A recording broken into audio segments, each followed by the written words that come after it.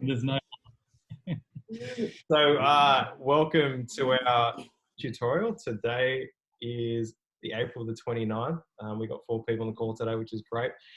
And Jack is going to give a bit of a tutorial around communication skills. After he did a course by some colleagues of mine with ImoveU, was talking about how to be effective communicators and how that relates to the client journey. So I'm really excited to hear what he has to say, and yeah, I'll pass it on to him. Right. Yeah, all about some tips about private practice and tips about improving our communication with our patients. This is what we're going to sort of go through today. Today we'll Mute your speaker just for a sec because it keeps back to you. And just take it off mute when you are. Yeah. So yeah, today we're just going to go through the client care, so working out how best to patients improving and achieving their treatment goals. So we're talking about how people get better and changing some beliefs. We're going to go through a treatment model that you may or may not have heard of, which is called the 5 and 2. We'll get to that soon. We'll look about a particular sort of treatment manning and some examples, and then go into talking about how a couple of communication tips during our consultations. But throughout, I encourage some discussion. This is talking about communication, so I think we're all going to be sort of communicating with each other. So first part is all talking about client care, and I guess why people don't get better, and that the number one reason is for someone not getting better or maybe even cancelling on our on their schedule is what we call perceived indifference. And this perceived indifference is, I guess, a mismatching between our as the physiotherapist or the physiotherapist and the patient's beliefs. And this can come down to a number of things, but primarily the threats.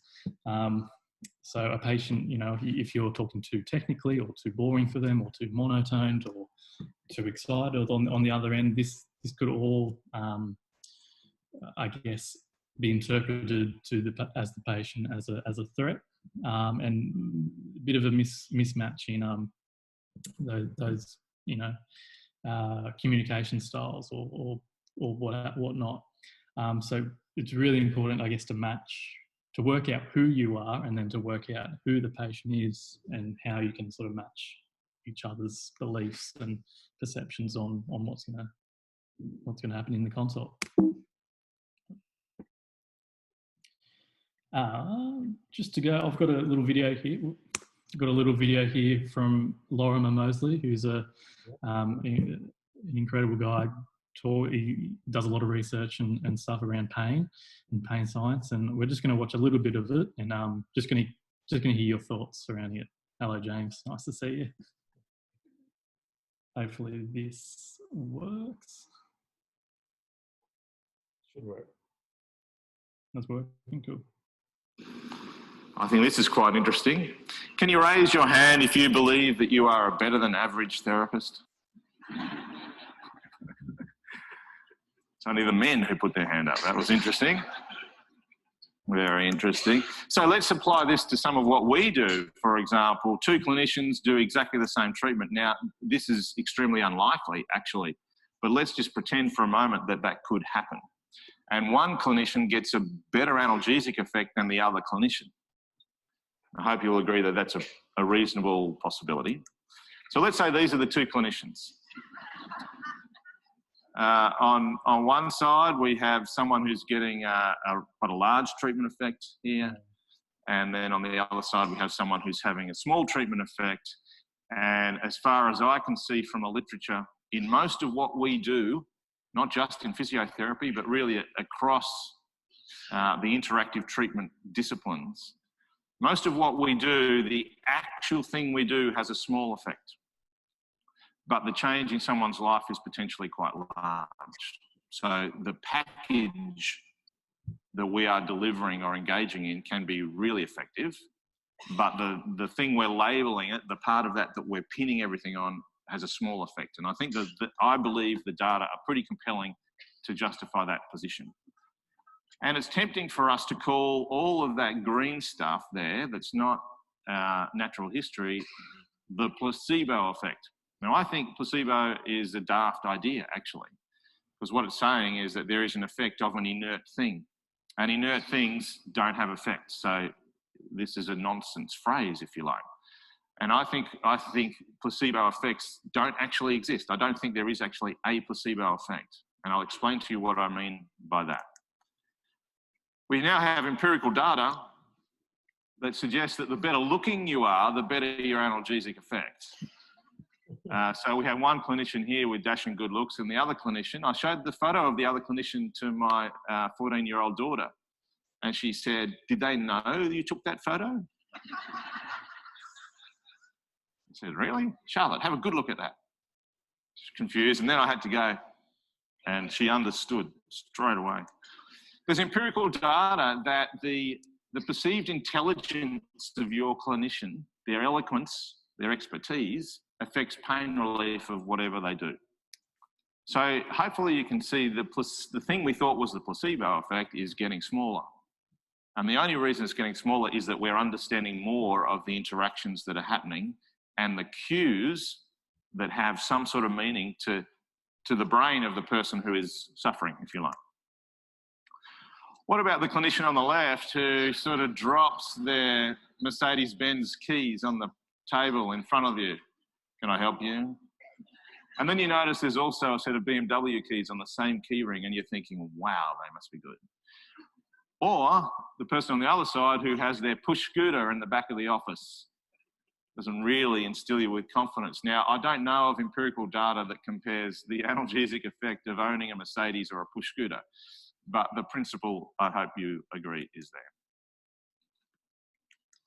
Well, a fashion sense. Well, this is, I managed to get a photograph of the clinician on your right there in his very nice gear.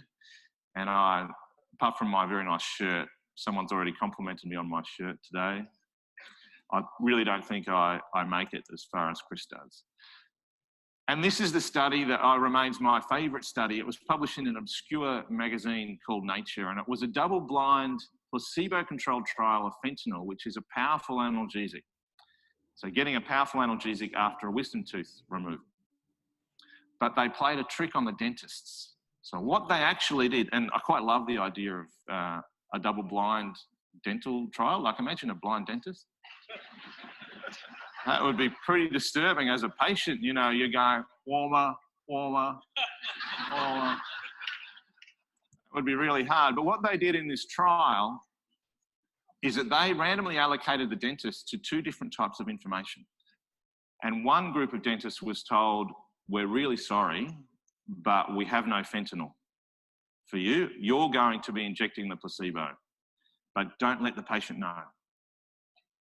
And the other group were told the truth. So just to make that clear, both groups of dentists had a 50% chance of injecting placebo, an inert thing. But one group thought they had a 100% chance of doing something that doesn't work. I hope you can see what's happening there. And then they looked at the effect of the placebo injection on pain relief, and these are the two groups. And hopefully you can see that if the dentists think what they're doing is no chance of being an active drug, pain gets worse on a 10-point scale by about 3 points after the injection. If they think there's a 50% chance it's fentanyl, pain gets 2 points better on a 10-point scale. That's a 5-point turnaround attributable to the dentist's belief that what they're going to do might have an effect. I'll just stop that there and go back to... All right, so what are anyone like to volunteer and sort of say how do they feel about that video? I think I'd love to, am I coming through? Yeah, I'd love to hear Mr. Basil's thoughts on this, because I know he has a few. Can you unmute yourself? Can I unmute you? I think I can. James, and yeah, just talk us through. I like that. Is that recent? 2016, mate. Oh, Fairly. wow. Yeah. I haven't seen that one. Yes. What do I have to say? I mean, I can't remember what the saying was or what the quote is, but you know, so much communication is what you don't say. It's your body language. It's about everything. The patient can read everything more than just your words. So yeah, if the dentist knows that it's not going to work and you try and omit that information, you're going to ooze that out in other ways. So yeah, that's pretty cool. And that's a pretty big turnaround. What was that? What do you say, 5% or something? No, not 5. It's bigger than that. 5-point turnaround on a 10-point scale. Oh, wow. 7 versus 2 or something like that. So yes, that's huge. I think So maybe if you believe that massage or cupping works, then maybe it will work then, if you believe it that much. let's not throw massage and cupping on the we can talk about that another time. But yes, I think as James said, the perception is so important to the long-term outcomes. That was the only difference. And we're talking about dentists with fentanyl. I mean, that's serious stuff. You know? Is there anything else you took from it, James? Any final thoughts? Any other final thoughts you took from that little video? No, I think it's just interesting. It just means that we should really be looking at the evidence and be looking at what we want to use as our toolbox and organize as our toolbox. And if we have a clear idea of how we want to help our clients, and if it's clear in our head, then it should convey clearer for the client, and therefore we should get even better results, regardless of what we've chosen in our toolbox to use. Yeah, damn it, man! I couldn't have said it better. Well done. I couldn't agree with you more. I want everyone to talk about this. There's only 5 of us, which is great. So Denise, I'd love to hear your thoughts. Your thoughts on that. We'll bring you into the conversation. Yeah, well, I think he's definitely right, because in my opinion, communication is the key if you're talking about physiotherapy. Yeah, like he said, if you don't believe in the thing you're doing yourself, you will never be able to bring it to the patient, and yeah, you will lose the fact that the patient will trust you. And I think that's the most important thing in treating a patient. You have to have that trust, both sides. Otherwise you can't help them, I think. So yeah, I really liked it. I think he's definitely right. Yeah. Yeah, absolutely. And you've had plenty of experience dealing with a lot of cases, but particularly when you were here in Australia, you dealt a lot with an elderly or more chronic population. Would you say that with that sort of population, that perception is even more important, especially because sometimes, you know, do you want to give some insight into this pain science stuff and what you probably saw on your internship and the results you're able to get with the clients that you worked with? Yeah, well, I'm thinking of an example where, in the Netherlands, we don't use things like ultrasound, stuff like that. We don't use it a lot because they say, and then when I had my intern with Nick, I had to lose it a lot more. And for myself, I believe it works, and I can tell the patient what it does. Yeah, so I have this real belief that it works. But another intern who was with Nick at the same time, she didn't believe it would work. So it was really nice to see that the patients I treated with, for example, ultrasound, they felt better. But the patient she treated with ultrasound, it wasn't like that big difference.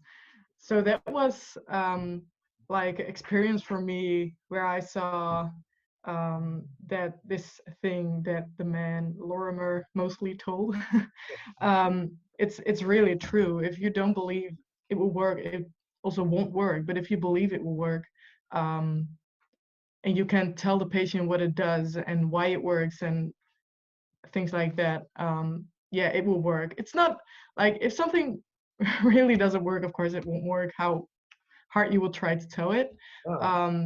but yeah, if you look at literature and it's proof that it will work and you really believe it does, I think that that's really a key point. Thank you. No, and we are not going to get into the efficacy of ultrasound and how effective it is on this call. But what I do want to say is the message, thank you, Denise, that you did say that perception, that belief is so important. We're big believers in effective education and positivity, and we understand the importance in relaying that to clients and how that can make them feel better. So I really like that. And I find it interesting that, you know, two similar students did similar things and one person got a good result and one person didn't. So thank you for sharing that bit of insight. Meeklin, I'll just unmute you. Do you want to have the final thoughts on this? Yeah, I think James and Denise kind of covered it, but yeah, it's super interesting to hear about the belief. Like, I'm really on that belief thing instead of the communication, because I do believe that if you really believe something works, and if you truly believe it, the communication will come by itself. Like, you'll know, if you have the mindset right, you'll know how to convey it to the clients.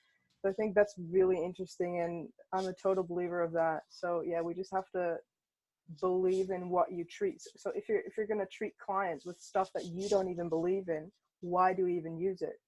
So you also have to use stuff that you believe in your treatment to treat the clients, because yeah, you're going to be able to just convey it to them way better than something that's you think is bullshit. Yeah, absolutely. And I think, you know, one of our core values here is that communication is key. It's no secret that I'm a big believer in these things, but it's about being real about things. And like you said, you treat a client like you'd treat a family member. So, you know, I think your perception, though, what I do want to say to round that up is I think your perception around how you relay something is so important. And don't underestimate how important that is, because at the end of the day, do we not all want to help people get better and achieve their goals? So if we can bring the positivity, if we can bring that enthusiasm and really help them, you know, give them the confidence to know that we know what we're doing, I think that's really, really important. But also with the slide before, looking at how you dress and the BMWs and stuff like that, I think that was pretty hilarious as well. But yeah, let's push on. Thank you, guys. Great insight. Moving on. So how do people get better? We're talking about this patient-therapist alliance. So this trust, this connection that we build with the patients. It's the main reason why someone will get better. Yes, natural history is going to be huge. We saw how big the placebo effect can have on people, and you know, educating, you know, patients on their condition, on trying to change their beliefs, or massage, and then massage and exercise. There's always going to be a place for massage, because as the people in this course were saying, if you're struggling with a patient and you're not sure what can help them, ask yourself, do you feel good after a massage? Yes. Do you know the power of exercise? Yes. So there's always two things to base your treatment around, and then focusing on applying the art, so the communication, your strength of your communication, forming that alliance, forming that relationship and trust, and then the science, talking about the you know, anatomy of their condition, talking about the nitty-gritty stuff. If they don't have your trust, then probably not going to listen to all that another language stuff to them. And if we don't find that good good balance between you know, relationship building, trust building, and then like educating with the fancy words, that the patient could find that perceived indifference. So talking about changing beliefs, so we know that habit formation takes a long time, 60 to 90 days to create a habit. So how can it be possible to change someone's belief in just a couple of sessions? So we're moving on to talking about, I guess, a treatment model that probably would have seen with Ives here. We we like to see someone quite a lot early in that rehab journey, and then spread their sessions out towards the end. But really sort of focusing on seeing them a lot early on, and we'll get to why soon. But they talked about a story. They said that there's a study that if you present someone with a red pill, their initial reaction would be to increase their blood pressure, increase heart rate a little bit, and sort of increase their nervous system. Whereas if you present someone with a blue pill, it's a bit more of a calming sensation. So like reduced heart rate, reduced blood pressure. It's a soothing colour. But that is shown to happen in every sort of everywhere across the world except in Italy. If you were to show an Italian a blue pill, they do the opposite. An Italian male, sorry, they get this the opposite response. So their heart rate increases, their blood pressure increases, they get excited. It's a really exciting sort of colour, and no one really knows why. But the thought is that their national soccer team, their national footy team, is royal blue. So they've had this belief system all their life that the national colour is this royal blue, and it's the most prestigious thing to do is to represent your country and wear the royal blue. So their belief system has been formed for over all these years, and it's the opposite to everywhere else. So if you can imagine putting that into a scenario that in a physio scenario where someone's son has a knee injury, and his dad and his dad before him both had knee operations after playing footy, rugby or whatever sport during their life, and they've got dodgy knees or something like that. You know, if their son gets a knee injury, what is the first thing he's going to be thinking of? He's going to be thinking, "Oh shit, I'm doomed. My parents have had knee operations." So this belief system that is surrounding pain and injury and all that can take a long time to change, to alter, to test. So it may not take 1 or 2 sessions to change those beliefs, is what I'm trying to get at. So it brings us into our 5 and 2 model, where it's sort of talking about these guys like to see their patients 5 times in the first 2 weeks. So that's what's calling, I guess, front-loading appointments to try and promote these, certain beliefs and to educate them but mainly to earn their trust. And it also comes down to, we don't really know how a patient will react to their first, second treatment. So if we can, if we see them in one day and then we see them a few days later, we're able to get in, educate them again, reinforce whatever treatment we're doing, and explain to them why they may or may not have reacted positively to our first treatment. It may be our favourite treatment, but it may not work with everyone. And if they're not cured after one visit, they don't get explained why not.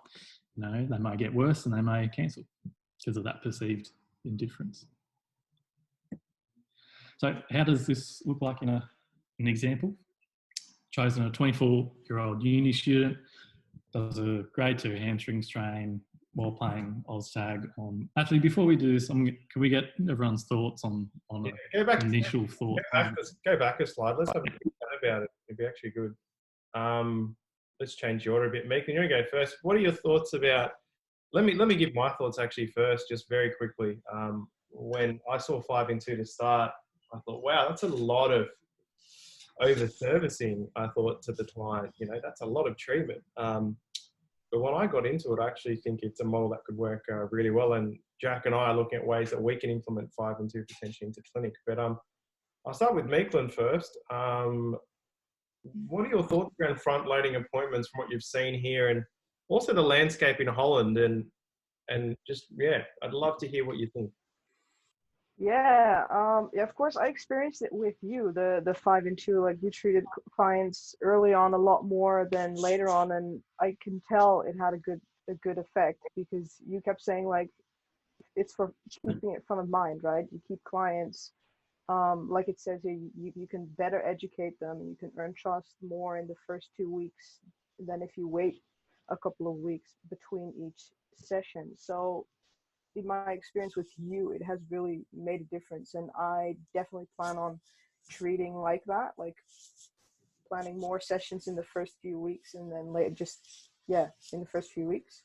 But I do have my doubts, and I'll get Denise's opinion on this as well. In the Netherlands, I don't think people are going to be happy with hearing like, let's do 5 treatments in 2 weeks. Like that's a lot. Like we have this, so our health insurance has like these packages of like 9, 12, 18 treatments per year. And I think most people have 9 in 1 year. So if you're going to say like, we're going to treat you 5 times in the first Yeah. 2 weeks, they're going to be like, hell no, that's not going to happen. Yeah. Because then they're like, well, I wouldn't have any treatments left for the rest of the year, right? So yeah, it's going to be difficult to do that in the Netherlands, definitely. I was just about to say, we have a very different healthcare system here. So Yeah. with being more private, thanks Nathan, by the way, with being more private, we can determine that more. But of course, it's a very different system, and that's something that a lot of people have struggled with going back home. And I'll get James in a bit later because he's actually worked in the public system around this, and I'd love to hear his thoughts around it. But Denise, I'll bring you into it. What are your thoughts around this? Because this would be definitely a lot different to what you've seen. Sorry, you're just. Yeah, okay. There you go. Very good. Yeah, I understand the concept, but like Mikun said, I've never experienced it myself, so I've never seen a 5 and 2 in a real life practice. And I think if we will bring it to the Netherlands, yeah, like Mikun said, like how the system is right now, it won't work because people don't want to have their 5 sessions in the first 2 weeks and only have 4 left, and like they don't want to take that risk. I think if they don't feel better in 2 weeks, they are like, okay, yeah, I don't think they want to make that risk. But if you have like this insurance where you have, for example, like 18 sessions, maybe those people will do it because then you still have 13 left. So yeah, maybe maybe it will work for a part of the patients, but I think for the most of them, yeah, I don't think they want to do it. But I like the concept. I think, yeah, that it will work out. I think no, I think that's really interesting, and we'll talk about later. Like, I want James's opinion first, but like what you can do when you can't fit within this model. So I think that's really important because sometimes I don't have the opportunity to do that. But I will bring James into it. Thank you, Denise. I will bring James into it because I'd love to hear his thoughts. James, for those listening to the recording, actually did worked in the public system in Musk, where he certainly would have been able to do 5 and 2. In fact, 5 is generally all they have. So would you like to talk about your thoughts around that? And I'd love to hear what you have to say.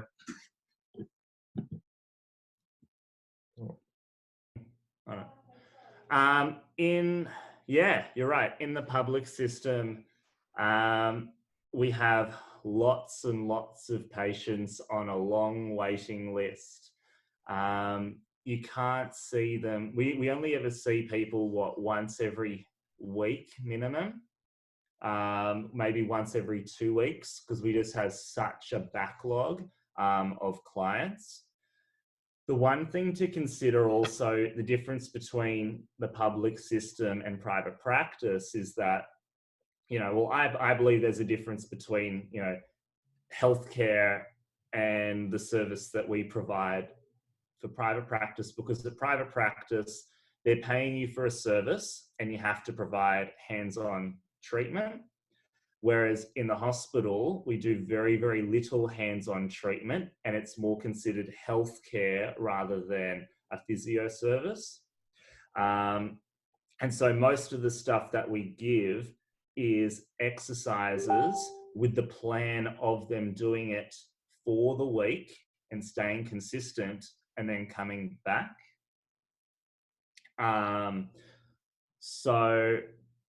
What's happening over here? No, go back. So yeah, there isn't a plan in the hospital about keeping them consistently to keep that compliance, because we just don't have the capacity to see them that quickly. So the model is so different. Yeah, that's the main difference. And also, you know, people aren't compliant in the best of times. It's a free service, so there are so many days where they just won't turn up, and they won't even call us up to say that they're not turning up because they're not paying anything. So it is really, really difficult to get results, you know, good results in the healthcare system in the public sector because of that compliance, because you can't see them as regularly. Yeah, it is difficult.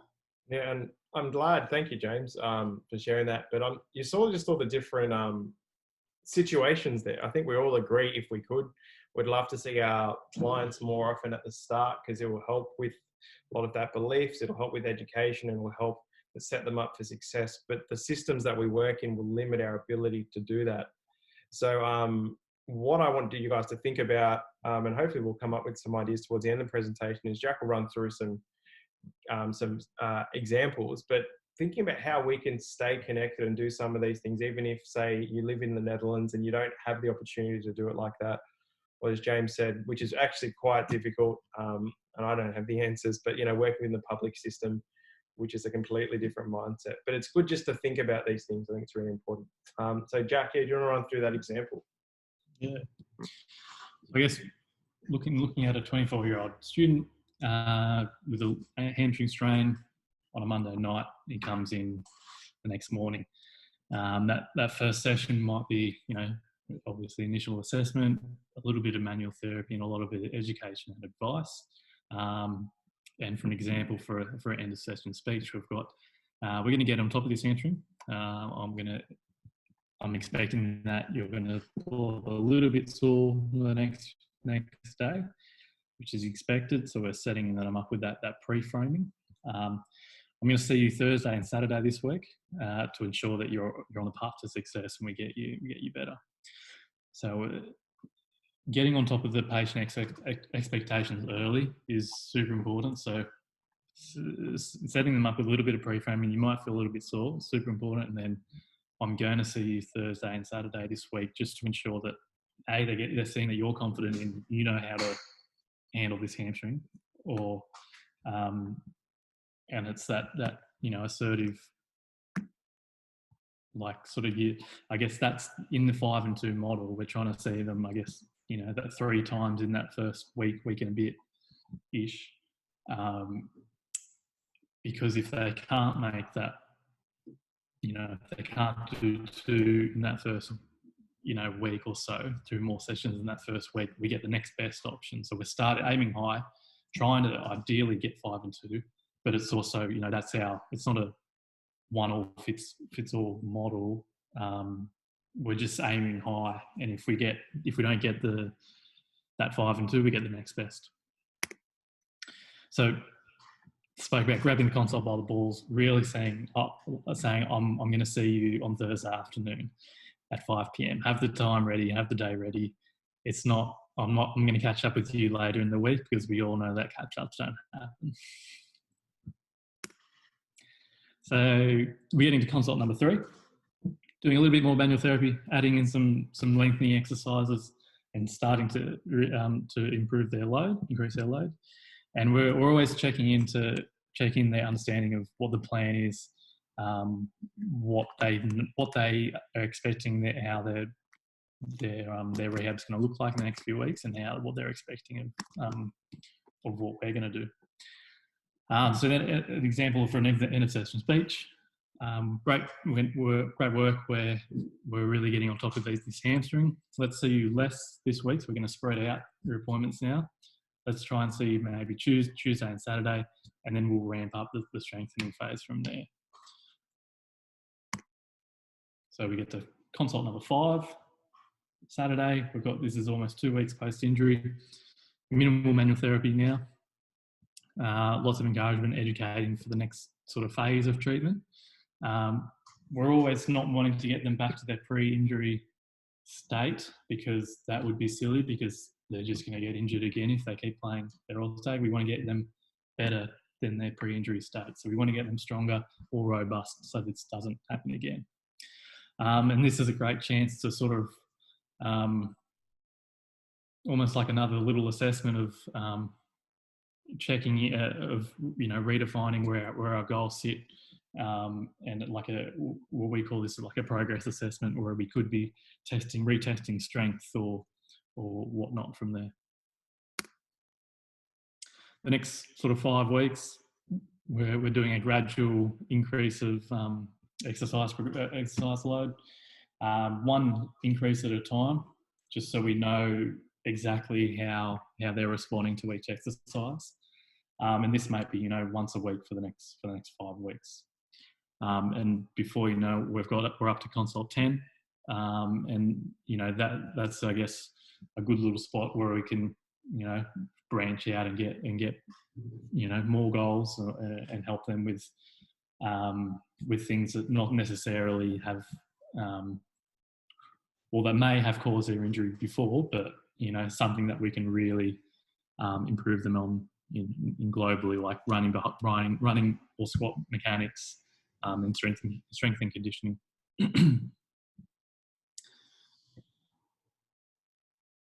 So we're going to talk a little bit. We've got a little bit of time left. We're going to talk about what happens in the consult. So, so if you haven't seen this, this is the consult bell curve. These are the ImoveU as a group that sort of run this course.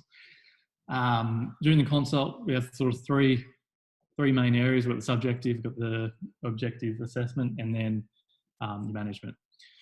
What ideally happens is we're taking our time with our subjective assessment, and then sort of speeding up the objective assessment. And this is all real simple explanations. This is a great chance to have it less sort of less informal, I guess, conversation. We're just trying to chat to them, building that relationship, and then we focus on our management plans and answer any questions for a serious end to the consult. So starting slow and deliberate, nice and professional, where really getting to know the patient, understand what is causing their pain, having a bit of fun and speeding up that middle session, and then finishing slow and deliberate again. Before you move on, just quickly, I'll just open up. Does anyone have any thoughts on that? Meekland, you first, just we'll do a bit of a speed round. What are your thoughts around that?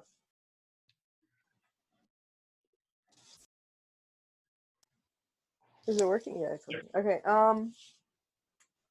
Yeah, I think because I saw it with you, like I really like the concept because I know it works, and I know that your clients are really appreciative of you taking that extra time, building that rapport, and giving them that good management afterward. And so I know it works. It just, again, I worry in our, like in the Netherlands, it's so difficult. We have 20, maybe 30 minutes for one client. We're never going to be able to like take our time for the subjective, then do a small assessment, and then have more time left for like the management part. Like we just don't get it here. So yeah, that's just what I really struggle with in the Dutch system. But yeah. It is hard, but there are ways. I'll hold my tongue for a second. James, I know, wants to say something for sure. Jump in, mate. Firstly, I think to get the compliance, just have a realistic goal that they want to achieve, and it will make those 5 sessions a lot more attainable. With your interviewing overseas, is it possible to, do you need to do the entire interview in that first session, or just the most important parts to get through that first session with some things to do, and then keep chipping away at your subjective with more things as you go along in your sessions? Well, how we're taught is that we have to do the whole thing in the first session. So you're like 15, 20 minutes, you're going to be spending on the subjective. Because you're going to be learning new things along the way about them, which could direct the path. So I don't know, it's interesting. Yeah, I would just try and use, like, now we're using the type form stuff. Like, maybe I can send my clients a form pre-appointment, let them fill that out, so I can skip a whole bunch of stuff in that subjective. That would be a good way. Yeah, it's pretty good. My point was going to be, Meekland, I think hopefully I've taught you. For those watching, yes, Meekland did spend 14 weeks with me. Sorry about that. Hopefully we've taught you ways in which you can refine it. And as James just said, you know, just getting those key points and working through it, I think are really important, because you can do almost anything with that. Let's see, which is cool. Denise, you have anything to add? Yeah, well, I think it maybe would work. It maybe would work. Keep talking, you're right. Yeah, I think it maybe would work in the Netherlands, because I think you can also do this concept in a little less time. So if you have 30 minutes, I think you can still take your time to start with this part of motivational interviewing, being professional, being clear, then do your assessment in about maybe 50 minutes, just the most important things first, and then slow down for the last 10 minutes. And yeah, I think it would work in 30 minutes. I think you can make it work, this concept. Just gonna unmute everyone. Yeah, I totally agree. Yeah, I totally agree I think with you all. yeah, I think you just have to make maybe you have to keep some stuff out, like just take the most important things for that moment and just measure them, and then in your assessment just leave things out and do it the next time. But I don't see that as a problem. I think it's maybe even better for the patient to not get everything at one time, but just get it split up and slowly, and not like, boom, here I am. Boom, Yeah. Yeah, like James said, I think I like what James said about it. Yeah. Yeah, I just, does James remember what James said? Very rarely. Very rarely. I think to finish that point, and we'll probably wrap it up here, and we'll also just get our top take-home message. But I think from my point of view, there's so much you can still do with whatever time you have allocated. I've always been, you know, having been mentored, you mentioned, by someone like Denise, you know how much time he loves it. People can be there for like an hour and a half sometimes, and it's awesome though, when people really feel care. What I would say to that is that whatever time you have, you can fill it up. Now, what I would suggest is if you haven't allocated time, make the most of it. So, Meekland, like you said, look at ways to gather information prior to the consult. Try and decipher a lot of that good information, and then be articulate in your questions so that you can still do that curve, albeit in a slightly smaller time frame. And Denise, you said that as well. You're going to work within the Dutch system until we can figure out a way to get you come and work with us here in Australia one day again, hopefully. Might not be a while with this little bug that's been floating around, but until that time, you have to work within the system. So I hope that gives you both at least, and for people watching this on the recording, because people in the States, people in the UK, there's all different models of healthcare that you have to work within. My thoughts are that you can still do these wonderful skills and run it through your own filter. James just mentioned as well about our public health system. It's even more difficult to do it in that regard, but work with what you have and refine. So to wrap up, and we'll wrap it up here, and we have a second part to this next week.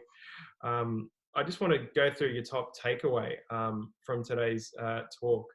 So Meekland, do you want to talk through your top takeaway?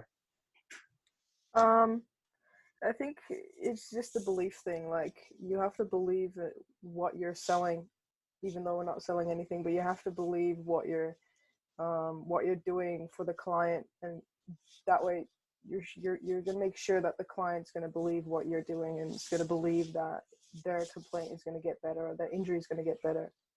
So that's definitely the biggest takeaway from this. Just, yeah, believe it and make sure you can just convey it to your patients in a good way, and it'll help definitely.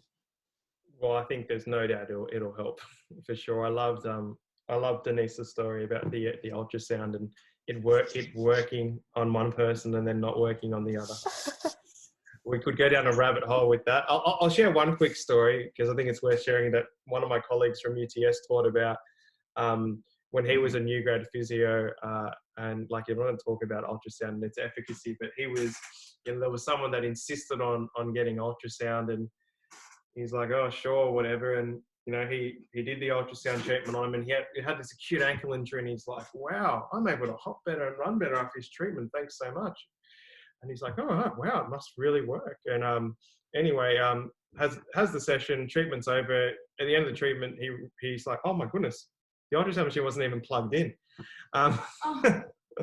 So just in that, I think it's a nice story to share around. And look, I actually think sometimes ultrasound can be effective, but perception is so important. And I think that's really important. We love exercise here. There's no doubt about it. But if people, like, we've just gone through a phase here of shutting our doors due to COVID, where we've done only online treating.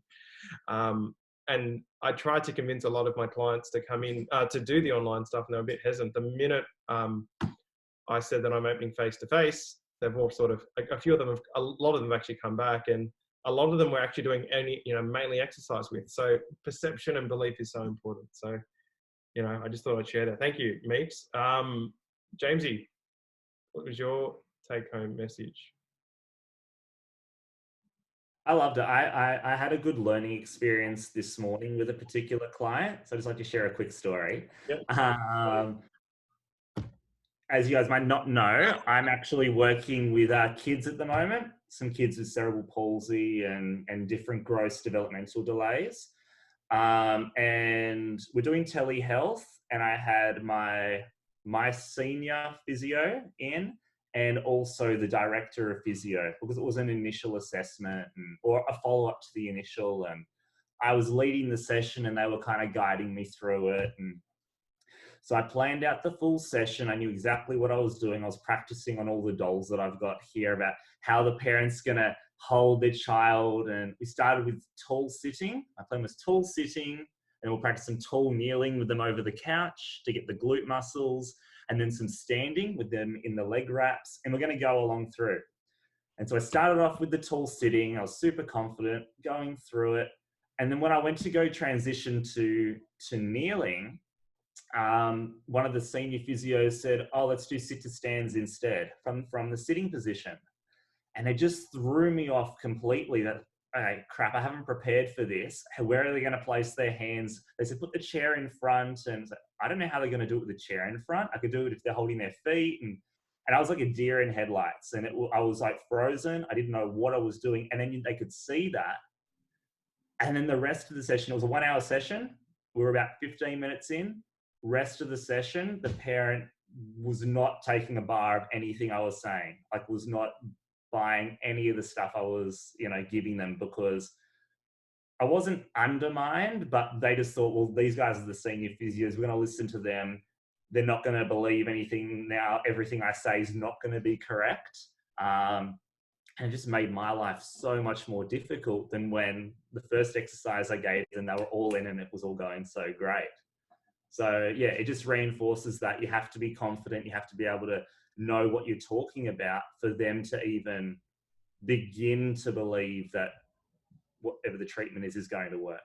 There's, man, so much to unpack there. Sorry, you can't get away with just saying that and not letting me unpack that. Thank you, James, for sharing. I think, but it's so important. Like you said, for those watching on the replay, and I'm sure a lot of you are. James has just got into this space. He's brand new at it.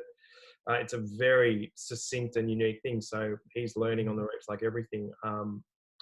It's very easy to get a bit thrown, especially now with the challenge of having to do telehealth on top.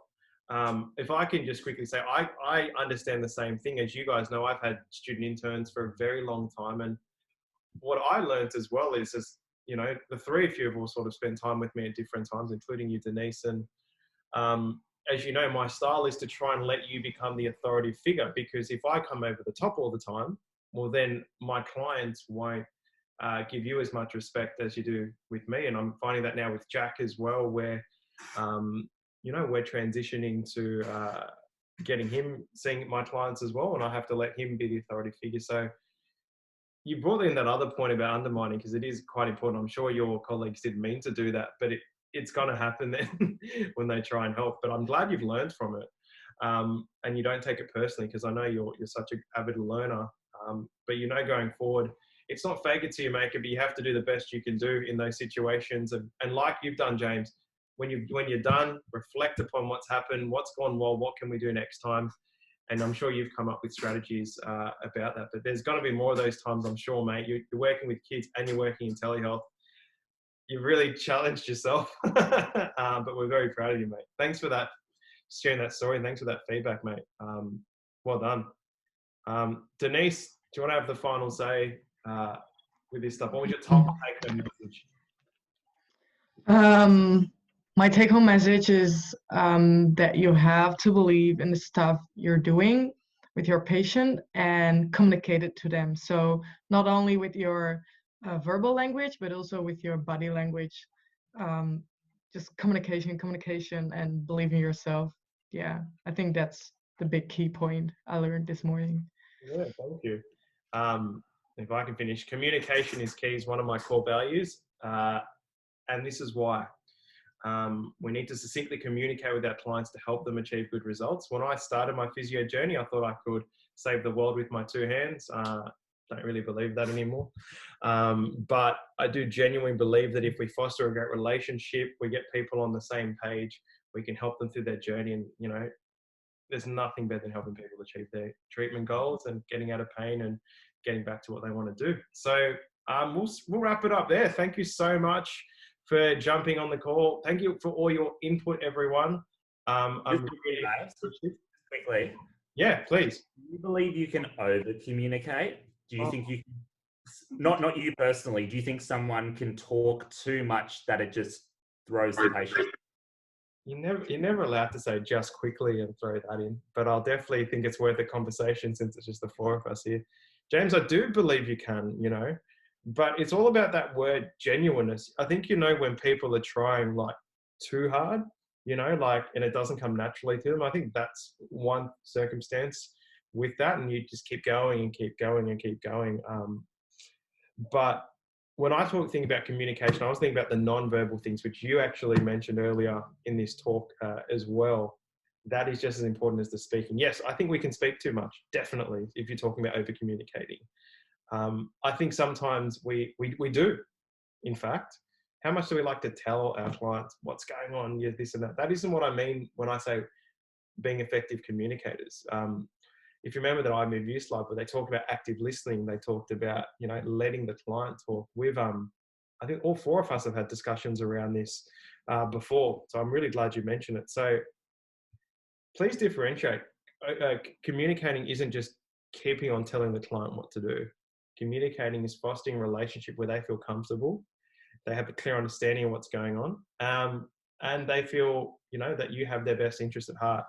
James, you've heard that saying that we've spoken about before, that, you know, in a consult, people forget 75% of what you say and 50% of that is misinterpreted. So, you know, we've spoken about that before. And with that little comment of mine, that was a study they did with doctors. So that's why we have to, the important things that we want people to get out of their consult must be repeated consistently, because most of what you say will go straight over our heads. And this goes down a whole different rabbit hole. I love talking to students about how would you explain osteoarthritis in the knee? How would you explain a tennis elbow? And it's amazing that people can explain, or physio students can really effectively explain the pathophysiology behind OA and extensive tendinopathy. But if they try and do it in everyday words, explain to a client, they sometimes really struggle, as everyone's doing. So does that answer your question, mate? No, cool. Nice way to finish. Thank you for joining. For those watching on the replay, I hope you got some something out of that. And we'll all we'll get back to you soon. So cheers.